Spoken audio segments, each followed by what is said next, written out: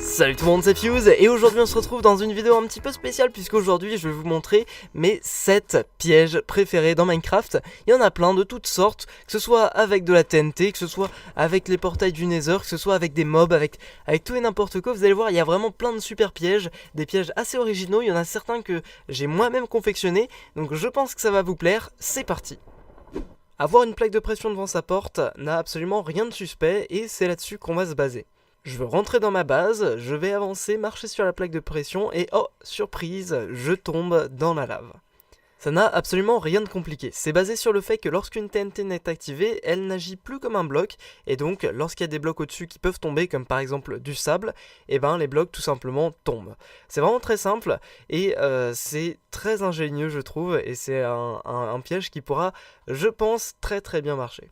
Cette fois-ci, c'est un piège que j'ai moi-même créé et qui, pour le coup, s'il est bien réalisé, ne peut pas être détecté. Honnêtement, c'est un piège qui marche très bien, mais il faut juste bien le faire. Donc je vais vous montrer un petit peu à quoi ça ressemble. Donc imaginons que je suis dans un labyrinthe, voilà, je cherche la sortie, je paye pas trop forcément attention à ce qui se passe et hop, je tombe automatiquement dans le trou.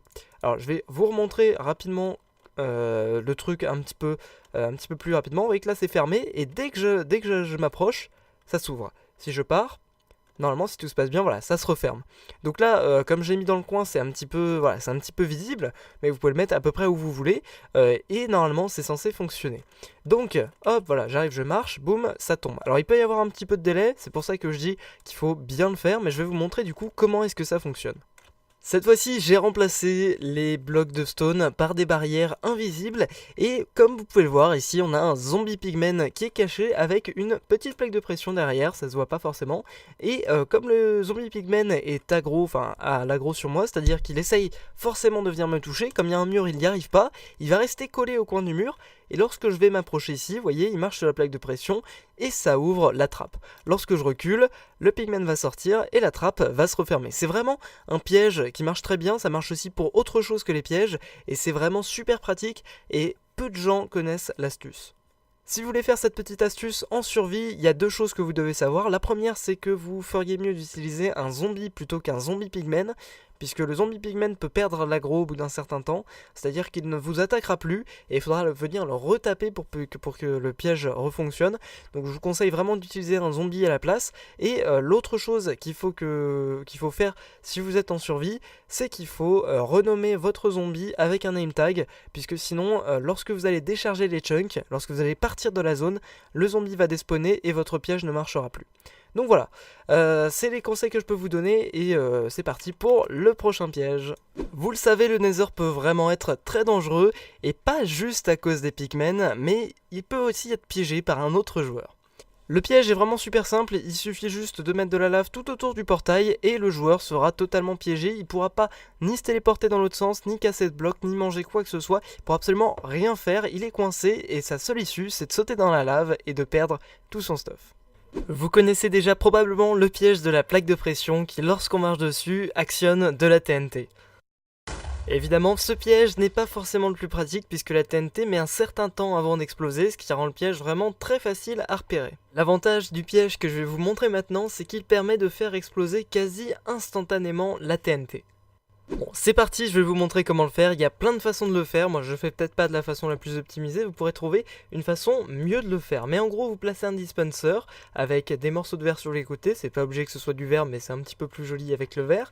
Vous placez une plaque de pression à un bloc devant le dispenser, vous placez des flèches dans ce dispenser et vous mettez de la redstone comme ceci autour du bloc de verre. Faut pas que ce soit relié à la plaque de pression, hein, faut bien penser à ça. Il faut vraiment que ce soit un petit peu plus loin. Ensuite vous placez un rail juste ici, avec un minecart avec de la TNT juste là. Vous pouvez même en mettre plusieurs si vous voulez que l'explosion soit vraiment très violente. Ici on va rester safe. Et enfin, votre piège est quasiment terminé, vous avez juste à mettre de la lave juste devant le dispenser. Vous placez un bloc juste au-dessus, vous mettez votre plaque de pression, hop, vous reconstruisez votre sol sans aucun problème et lorsque je passe sur la plaque de pression, boum, ça explose instantanément. Le piège suivant est vraiment marrant, vous allez voir, votre ami est dans sa mine, il est en train de miner et oh, surprise, il a trouvé du diamant. Donc quand on trouve du diamant dans Minecraft, généralement on le mine. Donc j'arrive, hop, je vais miner mon diamant. Et regardez, surprise, la TNT s'active et j'explose dans d'atroces souffrances. Bon, ça prend un petit peu de temps, il faut se débrouiller pour que votre ami ne puisse pas s'échapper, mais ça fait vraiment bien peur et c'est super drôle. Donc je vous renvoie dans 2 secondes vers la suite de la vidéo où j'explique comment ça fonctionne. Ok, donc au niveau du fonctionnement, c'est pas du tout un truc trop simple, donc ça va prendre un petit peu de temps à installer et ça va être un petit peu difficile puisque vous avez une chance sur 2 si vous l'installez mal que ça vous pète à la tronche. Donc faites bien attention, je ne serai pas responsable au cas où vous fassiez mal à cause des explosions dues à la TNT. Non mais plus sérieusement, c'est un piège qui est vraiment méchant, mais qui est quand même très fun. À faire. Donc en gros ce qui se passe c'est qu'ici on a un bot switch. Alors je vais pas expliquer en détail ce que c'est qu'un bot switch ici, mais en gros dès que ce bloc de diamant va être cassé, ce piston va être étendu et cette redstone va se trouver un bloc plus haut. Une fois que la redstone se trouve un bloc plus haut, ça va activer tout ça, ça va activer le piston qui se trouve derrière cette TNT. Hop, regardez ici il y a un piston. Donc le piston va être activé, comme il n'y aura plus le bloc de diamant, la TNT va se retrouver juste en dessous du piston.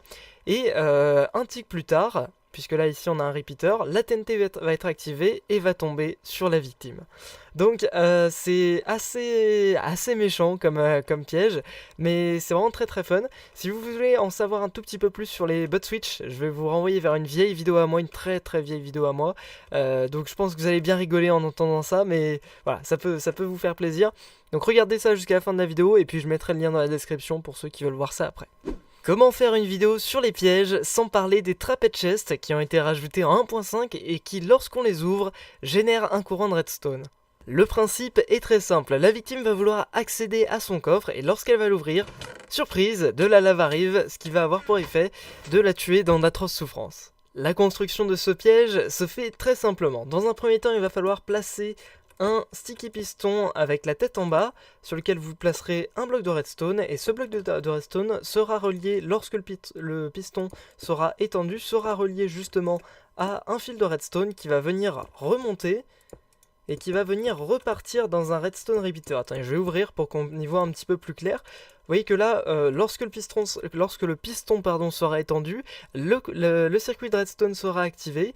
Ensuite, vous avez simplement à mettre une poudre de redstone juste ici.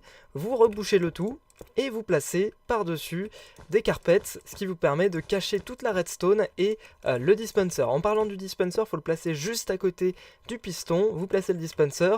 Vous replacez un carpet par-dessus, après avoir évidemment mis votre lave à l'intérieur, et ensuite vous avez votre trapped chest, et lorsque je l'ouvre, oh surprise, on a de la lave qui arrive. Bon, ici j'ai enlevé la lave pour éviter que ça casse tout, mais vous voyez que c'est un piège qui marche vraiment très bien. Quoi de plus normal dans Minecraft que de récupérer le bois d'un arbre? C'est la première chose que vous faites quand vous arrivez dans le jeu, et c'est également super simple à piéger. Le principe est vraiment super simple, la victime arrive, elle commence à casser l'arbre, et une fois qu'elle arrive à la bûche qui est tout en bas, l'arbre explose. Bon, maintenant je vais vous montrer justement comment réaliser ce piège. C'est vraiment très facile, vous prenez un arbre au hasard dans la nature, vous creusez un trou de 3 x 2 juste en dessous de cet arbre. Vraiment c'est très facile. Ensuite vous cassez bien le bloc qu'il y a sous la première bûche du tronc, puis vous placez un levier justement sous cette bûche. Ensuite, vous activez le levier et en dessous de ce levier, justement, vous allez placer une poudre de redstone. Cette poudre de redstone, il va falloir l'amener dans une certaine direction. Donc moi, ce que je vous conseille, c'est juste de creuser un trou un petit peu plus profond à côté et de placer une autre redstone. Comme ça fait pas un point de redstone, ça fait vraiment une ligne de redstone. Ensuite, maintenant c'est très facile, vous avez juste à prendre une redstone torche que vous allez placer sur le flanc d'un bloc comme ça sur lequel il y a la redstone, puis vous allez placer un bloc juste au-dessus de cette torche et placer vos TNT juste à côté. Ensuite vous pouvez placer autant de TNT que vous voulez, vous pouvez même blinder TNT pour que ça explose vraiment très fort. Je vous conseille pas ça, sinon ça va faire peut-être un petit peu laguer votre serveur. C'est pas trop grave sinon hein. Et ensuite vous avez juste à reboucher le tout. Et dès que votre ami va casser l'arbre, regardez ce qui se passe. On entend le petit sifflement de la TNT et boum, ça explose. C'est vraiment super facile à faire. Et je conseille de faire ça à vos amis, ils vont aimer. Et voilà, malheureusement c'est déjà la fin de cette vidéo, j'espère en tout cas qu'elle vous aura plu et que vous aurez trouvé quelques pièges qui vous intéressent et qui vous permettront de piéger vos amis et de bien vous amuser en tout cas. Je pense qu'on va devoir se quitter là-dessus malheureusement. Si la vidéo vous aura plu, s'il vous plaît, n'hésitez pas à laisser un petit j'aime, ça m'aide vraiment et ça me permet de me motiver à faire justement ce genre de vidéos qui sont vraiment super longues à faire. Dans tous les cas, moi je vous dis à très bientôt, salut tout le monde, c'était Fuse, à la prochaine, à plus.